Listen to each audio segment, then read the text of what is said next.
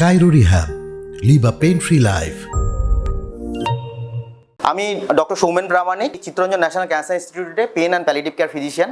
আমার primary speciality হচ্ছে palliative care and pain management, intervention pain management. Dry needling আমরা করি এবং এফেক্ট আমরা মোটামুটি পাচ্ছি। এর যে পিছনের যে জায়গাগুলো সেগুলো জানা কেন জরুরি, মানে আমাদের যে এটা করা হয়েছে যে অ্যাডভান্স কনসেপ্ট, এই কনসেপ্টটা জানা আমাদের কাছে কেন জরুরি। কারণটা হচ্ছে আমাদের যখন আমরা নিজেদেরকে একটা স্পেশালিস্ট হিসাবে প্রতিষ্ঠিত করতে যাই কোনো একটা জায়গায়, তার পিছনে সায়েন্সটা জানাটা আমাদের পক্ষে জরুরি, কারণ নাহলে মডার্ন সোসাইটি আমাদেরকে এলিমিনেট করবে। আমি একটা থেরাপি দিচ্ছি, সেই থেরাপির পিছনের কনসেপ্টটা যদি জানি আমরা, যেটাকে আমাদের এখনকার দিনে সায়েন্সে এভিডেন্স বেসড মেডিসিন বলা। ইন্টারেস্টিং ব্যাপার হচ্ছে আমরা মানে একটা জিনিসকে সায়েন্স দিয়ে পরীক্ষা করি, প্রমাণিত ফল সেটা রিপিট করা হয়, তখন তার ক্রেডিবিলিটি থাকে। মডার্ন সায়েন্সের এইটার জন্যই কিন্তু আমাদের পিছনে জিনিসটা জানা দরকার। একটা নিডলিং দিচ্ছি, সেইটা কাজ করছে, কেন কাজ করছে, কিভাবে কাজ করছে, কাজ করা আদৌ হচ্ছে কি না হচ্ছে, সেইটা সম্বন্ধেই বেসিক্যালি আলোকপাত করা আমাদের দরকার। আর আমরা যারা স্টুডেন্ট, মানে যারা পড়াশোনা করেছি বা করে এসেছি, সবসময় প্যাথোফিজিওলজি নিয়ে আমাদের একটু ভাব থাকে, সে কী ভাব থাকে যে এত জিনিস পড়বো, কি হচ্ছে, কি বলছে। এটার সম্বন্ধে খুব ইন্টারেস্টিং জিনিস হচ্ছে যে এটা কিন্তু চেঞ্জেবল। আর একটা খুব ইন্টারেস্টিং কথা একজন জিজ্ঞেস করেছে ড্রাই নিডলিং শুরু হওয়ার আগে, যে ড্রাই নিডলিং আর অ্যাকুপাংচার কি এক না আলাদা। ড্রাই নিডলিং বলতে কি বুঝি আমরা? ড্রাই নিডলিং মানে একটা নিডলিং দেওয়া হচ্ছে যেখানে কোনো রকম আমরা ওষুধ দিচ্ছি না, এই জন্য এটাকে ড্রাই বলা হচ্ছে। তাহলে ওয়েট নিডলিং কি হবে? যখন কোনো ওষুধ দেবো। 1940s 50s এগুলো প্রথম আসে, ঠিক আছে। একজন আমেরিকান কার্ডিওলজিস্ট, ওনার খুব শোল্ডার পেন ছিল, নেক পেন। তো উনি এইটা নিয়ে ট্রিগার পয়েন্ট কি এই ব্যাপার নিয়ে খুব ইন্টারেস্টেড হন। হ্যাঁ, তো ওনার তারপরে উনি ইঞ্জেকশন, তখনকার দিনে প্রোকেন ইঞ্জেকশন দেওয়া হতো, একটি অ্যানাস্থেটিক, ঠিক আছে। তো এখনও আমরা যারা ইন্টারভেনশনাল পেন ফিজিশিয়ান, তাদের কিন্তু ট্রিগার পয়েন্ট, মানে মাসেলের যে পয়েন্টগুলো ট্রিগার্ড হয়, মানে পেনফুল যে পয়েন্টসগুলো হয়, নটসগুলো হয়, সেগুলোকে কিন্তু এখনও পর্যন্ত স্ট্যান্ডার্ড যে থেরাপি সেটা হচ্ছে কিন্তু আমাদের local anaesthetic with some kind of steroids. এটাই কিন্তু অল ওভার দ্য ওয়ার্ল্ড এটা প্র্যাকটিস করা হয়। কিছু মডার্ন লোক তারা পিআরপি দেয়, কিছু লোক স্টেম সেল থেরাপি দেয়। এই যেমন এই ড্রাই নিডলিং খুব বেশি আলোচনায়, তেমনভাবে স্টেম সেল থেরাপি, পিআরপিও খুব আলোচনায়। তো যদি আমরা জিজ্ঞেস করি যে পিআরপির মেকানিজম অফ অ্যাকশন কি, আমি দিয়ে তো দিতে পারি, দিয়ে বলছি না ওটা দিচ্ছি এফেক্ট হচ্ছে, কিন্তু what is the principal behind that যদি আমরা জিজ্ঞেস করি, তাহলে কি উত্তর পাবো আমরা? কি উত্তরের উত্তর কিন্তু অ্যাকচুয়ালি মেকানিজম ইজ আননোন। এই কনসেপ্ট পড়তে গেলে যখন পড়বো তখন একটু ফিজিওলজিটা জানতে হয় আমাদের, আর প্যাথোলজি জানতে হয়। এই দুটোকে মিলিয়ে প্যাথোফিজিওলজি বলে। সেইটা মানে যেহেতু আমাদের ড্রাই নিডলিং সব থেকে বেশি কমন কি পারপাসে আমরা করি? Main symptom pain. Pain is the main symptoms আমাদের। আর যত ডাক্তার আছে সারা পৃথিবীতে, ডাক্তার এবং হেলথ প্রফেশনাল যদি বলি, তাদের কাছে যে কারণে মানুষ যায়, নাম্বার 1 সিমটম হচ্ছে পেন। ব্যথা না হলে মানুষ যায় না। আমার পেটে অনেক কিছু থাকতে পারে, কিন্তু ব্যথা যতক্ষণ না হচ্ছে কেউ ডাক্তারের কাছে যাবে না। তাহলে তার পেন বদার করছে, তবেই কিন্তু সে ডাক্তারের কাছে যাচ্ছে।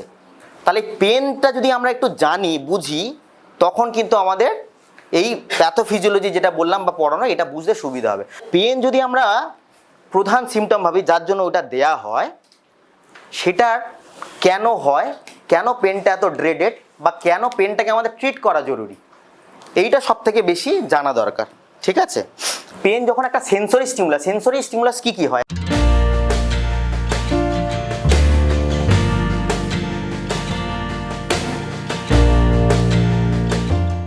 কি সেন্সরি স্টিমুলাস আছে? মোটামুটি যা কিছু আমরা অনুধাবন করি, মানে যা কিছু আমরা ফিল করতে পারি, সেটাই সেন্সরি। তাহলে পেন যদি একটা সেন্সরি স্টিমুলাস হয়, সেই স্টিমুলাসগুলো সবসময় আমরা জানি স্পাইনাল কর্ড দিয়ে ব্রেনে যায়। এটা একদম প্র্যাকটিক্যাল জিনিস, ঠিক আছে। তো এইখানে যদি আমরা একটা স্পাইনাল কর্ডের সেকশন আঁকি, স্পাইনাল কর্ডের সেকশনটা দেখতে ঠিক এরকম হয়।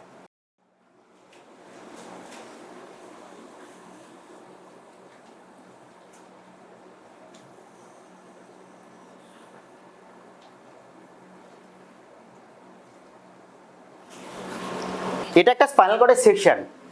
এইটাকে গ্রে ম্যাটার বলে, এটাকে হোয়াইট ম্যাটার বলে, তাই তো। এইবারে পেনের দুটো ভাগ আছে অ্যাকচুয়ালি। আমরা যারা পেন নিয়ে কাজ করি, একটা হয় অ্যাকিউট পেন, শার্প পেন যেটা, সেগুলো কি যেমন ছুঁচ ফোটানো। আর ক্রনিক পেন মানে কি বুঝি আমরা,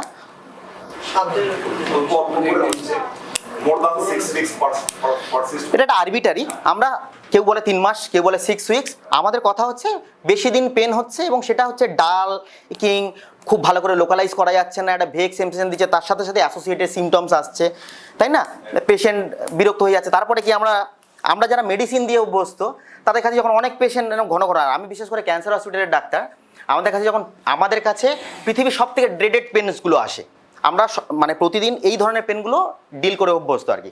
তো সেক্ষেত্রে তাদের ক্ষেত্রে একটা প্রবলেম যেটা হয়, তাদের প্রচণ্ড ইমোশনাল ডিস্টারবেন্স হয়ে থাকে, মানে প্রচণ্ড রকম ডিপ্রেসড, একটা প্রবলেমেটিক, বা এই পেনগুলো নিয়ে তারা যখন ডাক্তারদের কাছে যায়, ঘন ঘন যায়, একই কথা বলে, তখন ডাক্তারের লাস্টে বলে দূর মাথা খারাপ হয়ে গেছে, পাগল, ও বারবার করে একই কথা বলছে, শুধু ব্যথা ব্যথা ব্যথা ব্যথা, এত ওষুধ দিচ্ছি ব্যথা সারে না,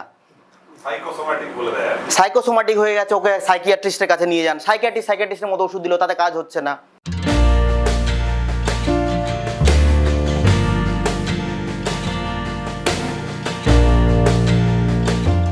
আমি নিজে ফিজিওথেরাপিস্ট, তো আমি এত কিছু মাথায় কেন নেব? এটা আমাদের একটা কনসেপ্ট হতে পারে যে আমার তো এটা তো ডাক্তারের পার্ট, এটা সাইকিয়াট্রিস্টের পার্ট, কিন্তু এখনকার দিনে কনসেপ্টটাই হচ্ছে টোটাল পেন। এখন আর কোনো ফিজিক্যাল পেন বলে কোনো কনসেপ্ট আর নেই, ঠিক আছে? আমরা যে জিনিসগুলো ডিল করি that is only 25% physical pain. এছাড়াও সাইকোলজিক্যাল পেন আছে, সোশ্যাল পেন আছে, স্পিরিচুয়াল পেন আছে। এবার এইগুলো যে demarcation is not clearly understood. First of all আমাকে যদি জিজ্ঞেস করো যে এটার ডেলিনিয়েশন করুন এটার সাথে ওটা, এটা একটা আমরা যদি সার্কেল আঁকি, সেই সার্কেলগুলো সব মিলে যায় আর কি। মানে এইরকম যদি একটা সার্কেল আঁকি আমরা, এই সার্কেলগুলো সব ওতপ্রোতভাবে এরকম জোরে ওভারল্যাপিং, সবার সাথে সবার মিলে গেছে। কারণ আলটিমেটলি তো brain it's a neurochemical perception, মানে আমাদের যে পেন এটা একটা সেন্সরি জিনিস। এই সেন্সরি স্টিমুলাস বাইরে থেকে যখন আসে, এটা একটা অ্যাকশন পোটেনশিয়াল হিসাবে গ্রো করে। আমি যে টার্মগুলো বলবো কোনো রকম বুঝতে অসুবিধা হলে প্লিজ আস্ক, ঠিক আছে? অ্যাকশন পোটেনশিয়াল সবাই মোটামুটি জানি তো আমরা। অ্যাকশন পোটেনশিয়াল মানে একটা ইলেকট্রিক্যাল স্টিমুলাস তৈরি হওয়া, সেটা কেমিক্যাল দিয়ে হতে পারে, টাচ দিয়ে হতে পারে, কেউ বিট করলো তাতে হতে পারে, কেউ পুন ফোটালো তাতে হতে পারে, হিট লাগলো তাতে হতে পারে, যে কোনো নসিসেপটিভ স্টিমুলাস বলা হয়। সেটা আস্তে আস্তে ইলেকট্রিক্যাল এনার্জিতে ট্রান্সফার হয়ে, ওটা অ্যাকচুয়ালি কেমিক্যাল, প্রথমে হচ্ছে নিউরোকেমিক্যালস হয়, সোডিয়াম পটাশিয়ামের ঢোকা বেরোনো, এইগুলো নিয়ে ডিসকাশন করতে গেলে ক্লাসটা অন্যদিকে চলে যাবে। আমি বেসিক্যালি বলছি যে অ্যাকশন পোটেনশিয়ালের একটা প্রোপাগেশন হয়, সেই অ্যাকশন পোটেনশিয়ালটা, এটাকে ট্রান্সডাকশন বলে একটা কথা বলা হয়, যে আমাদের যখন কোনো রকম নসিয়াস স্টিমুলাই যখন পেন হিসেবে স্টার্ট হচ্ছে, সেই কথাটাকে বলা হয় ট্রান্সডাকশন।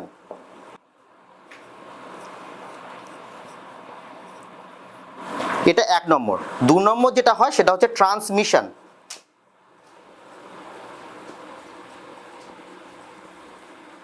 3 নম্বর হচ্ছে, 3 নম্বর আর 4 নম্বরটা গোলমেলে। অ্যাকচুয়ালি হচ্ছে আমি যদি এটাকে মডুলেশন লিখি,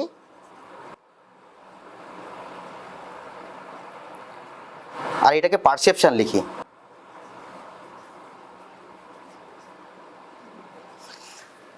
কারো কারো মনে হতে পারে যে ড্রাই নিডলিং শিখতে এসে এত কিছু কেন শিখবো, এটা মনে হতে পারে। কিন্তু আমার মনে হয় ক্লাসটা শেষ হলে তার বড় কনফিউশনগুলো থাকবে না। ট্রান্সডাকশন মানে বললাম যে অ্যাকশন পোটেনশিয়াল যে কোনো ইলেকট্রিক্যাল স্টিমুলাস ফর্মে, মানে এরকম নার্ভ যদি শীত হয় না, এরকম নার্ভ শীত যদি হয়, আমাদের এটা নার্ভ শীত তো এরকম, এইটা দিয়ে অ্যাকশন পোটেনশিয়াল প্রোপাগেট করে, আস্তে আস্তে আস্তে আস্তে আস্তে আস্তে যায় ইলেকট্রিক্যাল, মানে ছোটো ছোটো নিউরোকেমিক্যাল রিয়াকশন আস্তে আস্তে আস্তে আস্তে যেতে থাকে। তো এই যে ট্রান্সডাকশনটা হয়ে গেল বাইরে, এইখানে ধরো কেউ আমাকে একটা ছোট্ট পিন ফুটিয়ে দিল, ঠিক আছে? তাহলে ওইটা পেন হিসাবে শুরু হয়ে গেল, আমাদের ব্রেনে যাচ্ছে, এই ব্রেনে যে যাচ্ছে সেই যাওয়াটাকে ট্রান্সমিশন বলে। এটা ইংরাজি ভাষা সবাই জানে যে ট্রান্সমিট করছে, এই জন্য ট্রান্সমিশন। এইবারে হচ্ছে মডুলেশন আর পারসেপশন। মডুলেশন কিন্তু এভরি স্টেপে হতে পারে, এই জন্য মডুলেশনটাকে বহন, একদম ট্রান্সমিশন মানে বই নিয়ে যাচ্ছে, বইছে, বহমান আর কি ট্রান্সমিশন।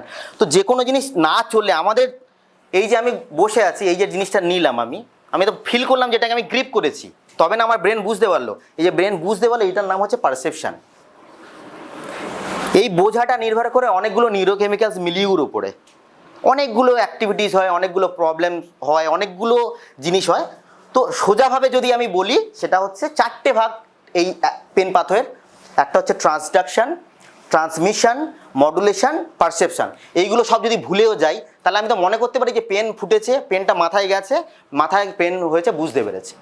এবার এই 4টে জায়গায় অনেকগুলো প্রবলেম হয়, সেইগুলোকে আমরা কিভাবে ঠিক করতে পারি সেটাই আমাদের আজকের সাবজেক্ট আর কি।